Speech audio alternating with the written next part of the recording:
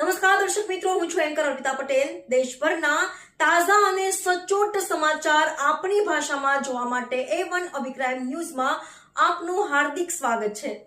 હવે જોઈએ મુખ્ય સમાચાર। હાથીગઢ ગામે છેલ્લા 10 દિવસથી અન્નજળ ત્યાગ કરી બેઠેલા મહિલાએ આખરે અનશન તોડ્યું। પાટીદાર સમાજના મહિલા અગ્રણી જિગીશાબેન પટેલ દોડી આવ્યા હાથીગઢ। જિગીશાબેન પટેલે પીડિત મહિલાને પાણી અને બિસ્કિટ ખવડાવી અનશન તેડાવ્યા। ભાજપ નેતાના પુત્રવધુએ છેલ્લા 10 દિવસથી અંજળનો ત્યાગ કર્યો હતો। ન્યાય નહીં મળે ત્યાં સુધી સસરાના ઘર બહાર રહેવાની પીડિત મહિલાની જીદ। સમાજ અને રાજકીય આગેવાનો સાથે વાતચીત કરી હકારાત્મક નિર્ણય આવે તેવા પ્રયાસો કરવા જિગીશાબેને ખાતરી આપી।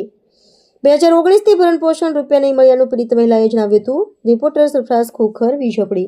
જી બેન, આજે 10 દિવસ થયા છે તમે ઉપવાસ ઉપર બેઠા છો। આજે જિજ્ઞાસાબેન આવ્યા હતા અને પારણા કરાવ્યા, શું કહો? જિગીશાબેન સાથે મારે રાત્રે વાત થઈ હતી 11 વાગે। બેને એવું કીધું, હું ને સમાજ તમારે હારે છે, તમને ન્યાય અપાવશું, તમારી ન્યાયની લડાઈમાં અમે હારે છીએ, અને હું કાલે આવું। અને સવારમાં પણ કોલ આવ્યો કે બેન હું આવું છું, મારા હાથે પારણા કરવા પડશે, અમે તમારે હારે, પછી તમે ત્યાં બેસજો। મેં તો કાંઈ નહીં બેન। પછી બેને આવીને મને પાણી પાયું ને મારે પારણા કરાવડાવ્યા છે। શું માગણી છે હવે? માગણી એ છે કે બેન આવીને વયા ગયા છે, મને ન્યાય મળ્યો નથી હજી। જ્યાં લગી મને ન્યાય ન મળે, મારા સસરા સામે આવીને મને પૂરેપૂરો ન્યાય જ્યાં લગી નહીં આપે ત્યાં સુધી હું અહીંયા બેઠી છું ને અહીંયા બેઠી રહીશ। ગામે આવ્યા છો અને એક દીકરી જે છે અંજળ ત્યાગ કરીને બેઠા છે, ન્યાય માટે શું?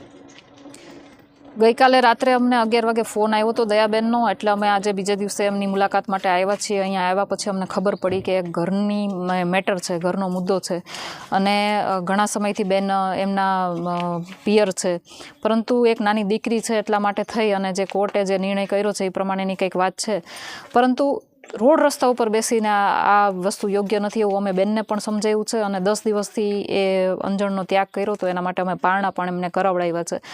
મારું સામેવાળા પક્ષને પણ કહેવાનું છે કે ભાઈ ઘરની બેન દીકરી છે તો એમને સાથે લઈ અને યોગ્ય જે કંઈ પણ એનો નિકાલ આવે એ કરવો જોઈએ, અને સામાજિક આગેવાનોને પણ કહું છું કે જેટલું બને એટલું જલ્દી આ મામલાને યોગ્ય રીતે થાળે પડે એવી રીતનું એક પ્રયત્ન પણ કરવો જોઈએ અને સુખદ અંત આનો લઈ આવવો જોઈએ।